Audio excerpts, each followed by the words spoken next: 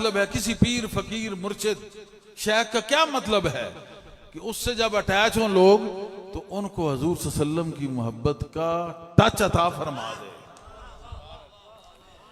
और इस तरह वो खादिमुल कौम हो कि रात दिन बच्चे से लेके बड़े तक, छोटी बच्ची से लेके तमाम बूढ़ी खातून तक इतनी मेहनत करे, इस तरह का वो काम करने वाला और मेहनत करने वाला, और घर और जा बजा जाकर जगह जगह जाकर इस तरह खादिमुल कौम बन जाए कि सब जब उसकी निस्बत में आ जाएं तो उनको निस्बत मुस्तफ़ा की खुशबू से नवाज दे। ये उसके लिए होगा जिसके अंदर खालस मोहब्बत होगी, सच्ची अटैचमेंट शेख से होगी, सच्ची मोहब्बत शेख से होगी। तो जब ये सच्ची मोहब्बत होगी तो वो शेख ही नहीं कि जिसकी मोहब्बत से मोहब्बत मुस्तफ़ा हासिल ना हो। शेख की बड़ी निशानी यही है कि उसको मिलने के बाद मुस्तफ़ा करीम के जलवे उसको नवाजने के लिए मुंतजिर हैं। जरा उधर झुक के तो देखे अपने तस्वीर अपने यार की और दरबार उस परवरदिगार के महबूब का, और उसके अंदर जरा झुक के देखे तो हजूर सल्लम के जलवे अपने मोहब्बत की खैरात से उसको अता करते हुए ऐसे उसको उसके दिल को सरसब्ज़ो शादाब बनाएंगे कि उसी दिल से फूल भी निकलेंगे, फल भी निकलेंगे। सारी चीजें इसी में है कि हमें इतनी मोहब्बत हो आका अलैहिस्सलातु वस्सलाम से, तब बाकी तमाम चीजों से हटकर उस तरफ हम लग जाएं जो हम तसव्वुर यकसुई देते हैं और सलीका यकसुई सिखाते हैं कि अदब सब का तलब एक की, कि हर एक चीज को छोड़ अपना जो रहबर है उस्ताद मुर्शिद उसकी तरफ अपने मुंह को मोड़। उसका माना क्या है कि जब हर एक चीज को छोड़ के एक तरफ जाएगा, उस एक का भी एक है, हर एक से गुजर कर उस एक मोहम्मद में जाके खत्म हो जाएगा। उस एक मोहम्मद में हर खत्म होने वाला। आज तक ऐसा नहीं हुआ, चैलेंज है इस बात पे कि फना फिर रसूल हो और अल्लाह को कबूल ना हो। ये आज तक ऐसा नहीं हुआ, बल्कि खुदा को आज तक कबूल ही वही हुआ है जो फना फिर रसूल हुआ है। किसी का ज़ाहिरी हुलिया मत देखो, लिबासे खिज़र में फिरते हैं लाखों राहज़न। और मैंने कहा जो जाहिर में बड़े दीनदार नजर आते हैं, अंदर से वही पुराने गद्दार नजर आते हैं। जुबान पे बहुत तकरीरें हैं इनके मामूद, मगर दौलते दिल से लाचार नजर आते हैं। तो लिबासे खिज़र में फिरते हैं लाखों राहज़न। इनकी उस शक्लों को मत देखो, शक्ला वेख के न भूली खाजा, बारो चिट्टियां ते अंदरों कालड़ियां।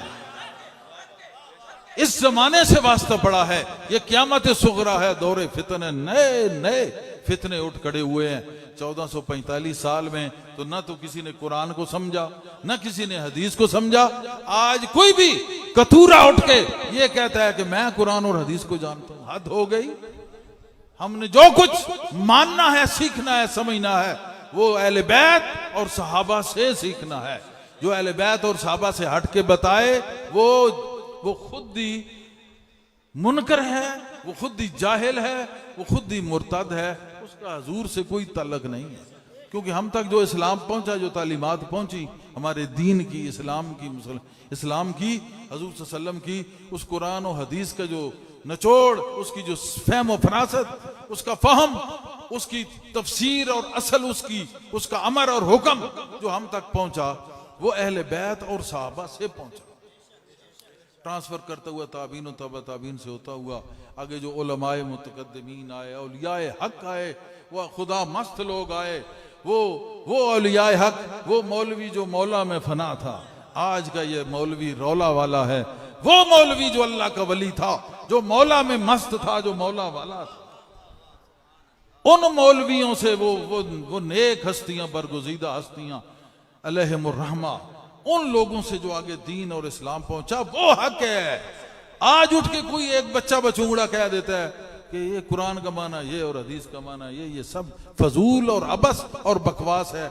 ऐसे लोगों से नौजवान तबके को मैं कहता हूं बचो, वरना ईमान चला जाएगा। चंद दिन की जिंदगी है, अपने सामने देखते हो कितने लोग मरते हैं, जवान भी मरते हैं, हर किस्म के मरते हैं, बच्चे जवान बूढ़े सब। कोई पता है किसी को क्या होना है क्या है?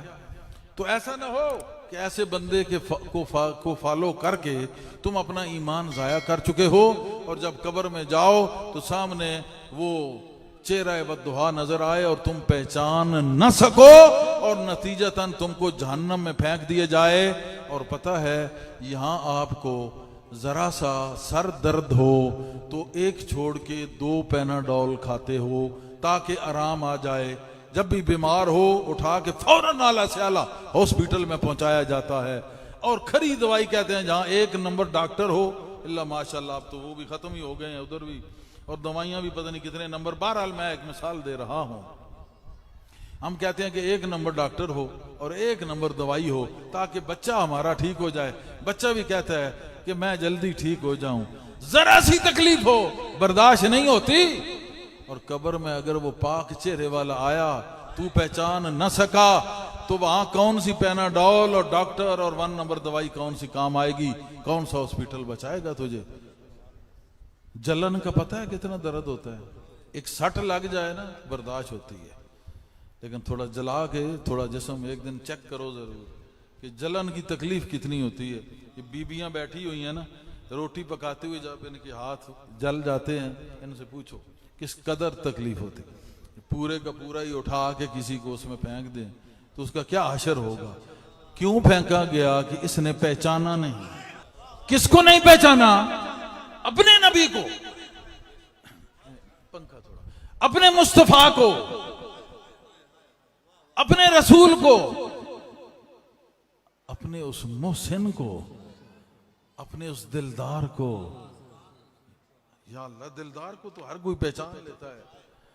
अल्लाह कहेगा कि दिलदार इसने बनाया ही नहीं, क्योंकि दिलदार बनाने वाला होता है हुबदार। इसने दिलदार नहीं बनाया, ये है गद्दार। अब देखो, गुनाहगार की बख्शिश है, गद्दार की नहीं है। जो राह में छोड़ जाए वो काफिर से भी बदतर है, वो काफिर से भी बदतर है जो रास्ते से भाग जाए। तो गद्दार की मगफिरत नहीं, गुनाहगार की है।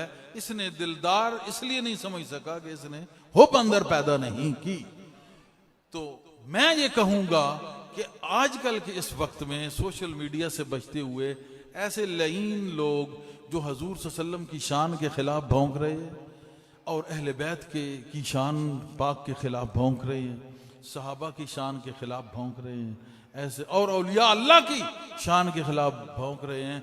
ऐसे लोगों से बच के रहो। इन्होंने ना कुरान को समझा है, ना हदीस को, और फिक्र इनकी है ही नहीं, और इस्लाम मुसलमानी इनकी नहीं है, ना इस्लाम ना दीन को जानने वाले। और लाजमी बात है, जिसका कोई मुर्शिद ना हो, मुर्शिद शैतान होता है। इनका कोई मुर्शिद नहीं, आप चेक कर ले। किसी का कोई उस्ताद और मुर्शिद नहीं। जिसका कोई पीर उस्ताद ना हो, उसका उस्ताद और मुर्शिद शैतान बन जाता है। और कुरान में है कि जिसको हिदायत देना न चाहे, फलन तजिद लहू वलियन मुर्शिदा, कभी वो वली और मुर्शिद को पा ही नहीं सकता, कभी उसको वली और मुर्शिद हासिल ही नहीं हो सकता जिसको वो गुमराह करना चाहे। इनको उसने गुमराह किया हुआ है, इनका ना वली है ना इनका कोई मुर्शिद। ऐसे लोगों से अपने आप को बचाना है, और ताकि अपनी अपनी कब्र में जब जाओगे वो पाक चेहरा सामने आएगा। ये महफिल, ये बयान, ये कैफियत, ये इश्क के जज्बात, ये हजूर सल्लम की नवाजिशात, ये सारी साथ होंगी। जो ही चेहरा सामने आएगा, कदमों में गिर जाता है बंदा, कदमों में गिर जाओगे जरूर कि ये वही दिल रुबा है, मर के पहुंचा हूं जिसके लिए मैं, ये वही दिलदार है, वही मेरी मोहब्बत है, वही मेरा इश्क है। सारी उम्र जिसको याद करता रहा, आज सामने आया। आया भी कहां आया? जो सबसे मुश्किल वक्त था वहां आया, जो सबसे कठिन जगह थी, सबसे उससे आगे फिर जहन्नम या दोज़ख, यही फासला होना है।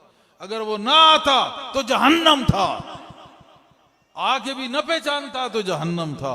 वो वहां आया कि मुश्किल हल हुई, मैंने देखा, मैं पुकार उठा। ये वही दिलरुबा है, मर के पहुंचा हूं जिसके पांव की खाक होने के लिए। ये वही दिलरुबा है। जब पहचान लेंगे तो इंशाअल्लाह एक तरफ से जन्नत की खिड़की खुलेगी और वहां पे फिर क्या है, फिर कलंदरी क्या करते हैं, कलंदरियों का एक ही काम है कि हमेशा अल्लाह के इश्क में धमाल डालते हैं।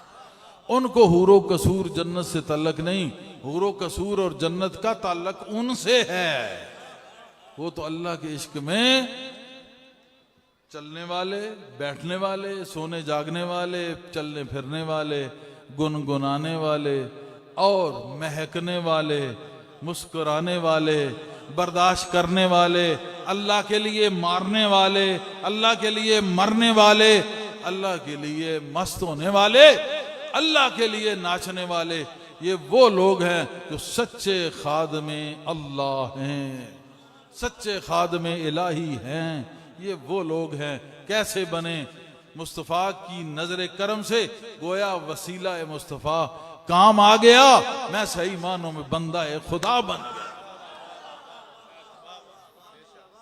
अल्लाह पाक हमें इस्तिकामत अता करे और इस मिशन पे कायम रहने और वफा करने की तौफीक अता फरमाए। अल्लाहुम्मा सल्ली अला सय्यिदना मुहम्मदिन व आलिहि व सहबिहि व बारिक व सल्लम।